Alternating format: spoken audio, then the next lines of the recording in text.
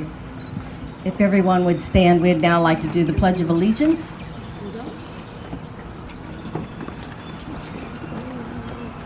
I pledge allegiance to the flag of the United States of America and to the republic for which it stands, one nation, under God, indivisible, with liberty and justice for all. Thank you. You may be seated.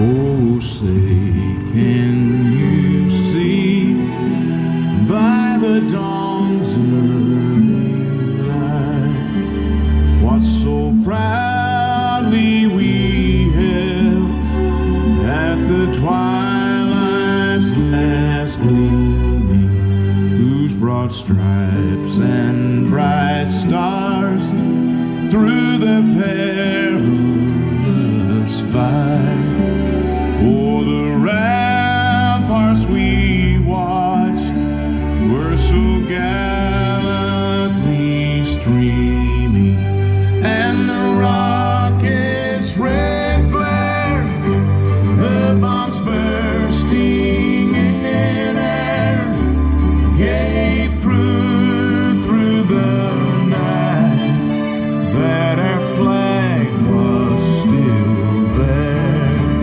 Oh, say does the oh, the land of the free and the home of the brave.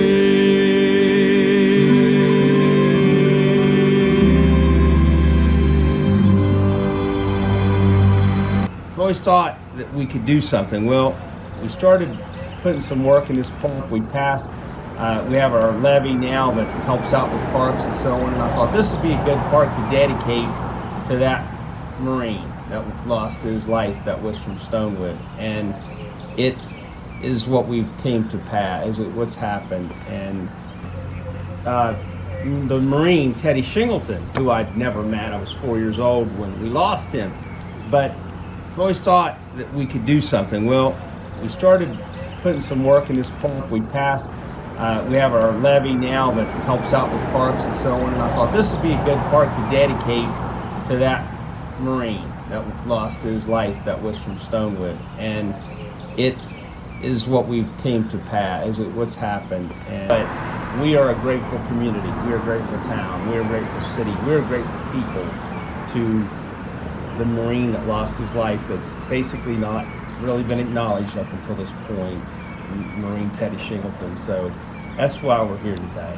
And glad everybody's here for the 75th anniversary of our fine town. And I've got a proclamation in the program, as you've seen. Theodore Shingleton Jr. was born on July 11th, 1946. That's a year before we were incorporated. A resident of Stonewood, West Virginia. He had enlisted in the United States Marine Corps, entered the service via regular military, served during Vietnam, began his tour October the 10th, 1967. Shingleton had the rank of private first class. His military occupation or specialty was field radio operator. During his service in the Vietnam War, Marine Corps private first class Shingleton experienced a tragic event, which ultimately resulted in the loss of life, February 7, 1968. He was a recipient of the Purple Heart, Combat Action Ribbon, National Defense Service Medal, Vietnam Campaign Medal, Vietnam Service Medal, Marine Corps Presidential Unit Citation, Vietnam Gallantry Cross, Marine Corps Conduct Medal, Marine Corps Exemplary Medal. The United States Marine Corps, and whereas Private First Class Theodore Shingleton Jr. was a Vietnam War era casualty on February the 7th, 1968. And whereas Private First Class Theodore Shingleton Jr. received the following communications commendations: Purple Heart, the Combat Action Ribbon, National Defense Service Medal, Vietnam Campaign Medal, Vietnam Service Medal, Marine Corps Presidential Unit Citation, Vietnam Gallantry Cross, Marine Corps Good Conduct Medal, and Marine Corps Exemplary Medal. And now, therefore, I, James Tarango, Mayor of the City of Stonewood, do hereby proclaim that this in honor of the late Private First Class Theodore Shingleton Jr. and in recognition of his service to the country as well as his service to the community, the city would like to dedicate the park 39.248-783-802936370, locally known as Route 58 Park, the Private First Class Theodore Shingleton Jr. Memorial Park. I further proclaim that the dedication ceremony will take place on Saturday, July the 2nd, 2022 at a location in close proximity to the park, and invite all dignitaries, residents, family members, and other interested parties to be present. In witness whereof, I do hereby set my hand and seal this second day of July 2022. James K. Tarango, Mayor. Thank you. Good morning. I'd like to thank you all out for coming out and joining us this morning and honoring my brother Teddy Shingleton. My name is Steve Shingleton. I'm Teddy's youngest brother. For you that may not know much about Teddy or our family, as Jimmy had mentioned, we were from Oakwood Avenue. It's one street above Shellhammer now, and if you go out to the end of that intersection, we lived on probably another 1,000 foot out that road, which was pretty much a mining road back then. There were 9 children in our family. There were 3 boys and 6 girls. Teddy was next to the oldest, and I was next to the youngest. And with me being 9 years younger, I only have faint memories of my brother Teddy at that time. Mostly I remember him and my brother Bob and my dad working really hard to clear the land that we owned, the property, keep it clear, and to keep the road passable. I remember my brothers going down to the little creek that was along our property, getting rocks and busting them up and taking wheelbarrow loads out to fill in ruts in that road. It was an old, like I said, it was an old mining road. Teddy attended Norwood School. He started his education at Norwood and finished there in the 9th grade. He went to RW during his up to his junior year, and then finished his education in a small town in southeastern Kentucky called Flintville, at a school called Riverside Christian School. From there, he and our brother Bob followed the footsteps of my dad and enlisted into the service. Teddy joined the Marines, and Bob joined the Army.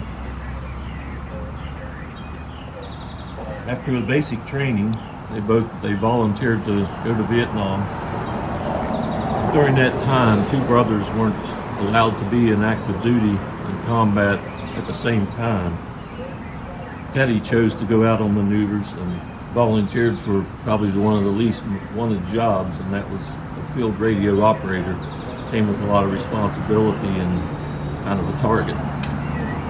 And in the 4th month of his second tour, his convoy was returning for supplies and was ambushed, and Teddy was killed when the vehicle he was in was hit with a rocket mortar.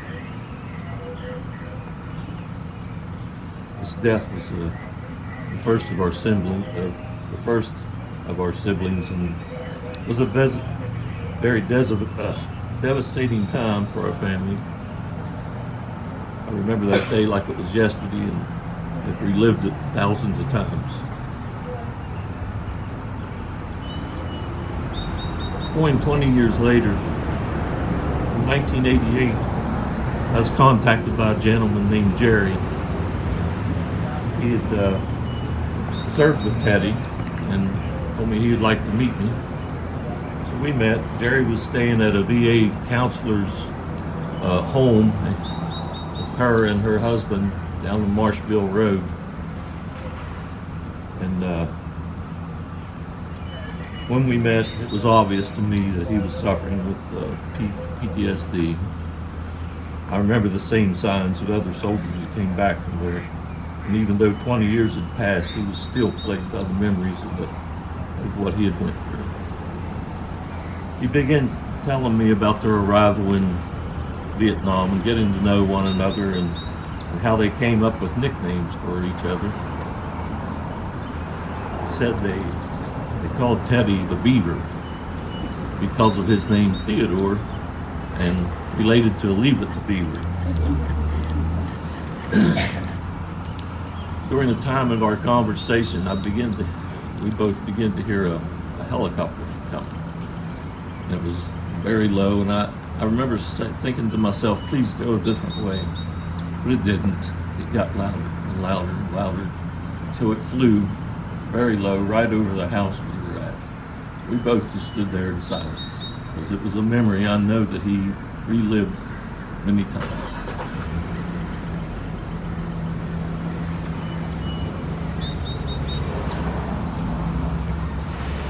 Shortly after some small talk, Jerry begins to tell me about 3 particular friendships that he had made there, and that Teddy was one of them. He said that he had made plans with each of them for when they would return to the States. He and Teddy had planned on buying a 18-wheeler and hauling goods across the country. Plans were killed in front of him, and that he was in the convoy when Teddy died, when they were ambushed. He asked me if I had any questions that I might want to ask him about that day, and I thought about it for a moment. I chose to remain with the information that was given to me as a young boy at 12, knowing the hurt that was going through him. I really couldn't bear to ask him to relive it.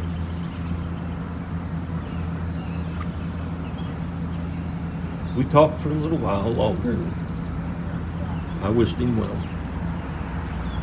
My mother at the time was living in Florida, and I gave her the information of his address and how we could, maybe keep in contact. And she told me that she had sent him cards, and occasionally I think she sent me a note. But she never did hear back from Jerry. I believe that the meeting with the family of those close friends that he had lost had been a time for his beginning to heal.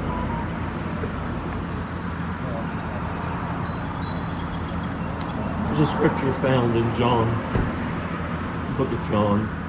This was shortly before Christ was going to be crucified, and he told his disciples, just as he tells us. This was found in John 14:27. It says, "Peace I leave with you, peace I give, my peace I give you. Do not give it you as the world gives. Do not let your hearts be troubled.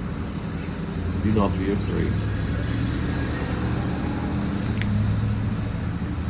Throughout the years, when I would occasionally think of Jerry, I would say a prayer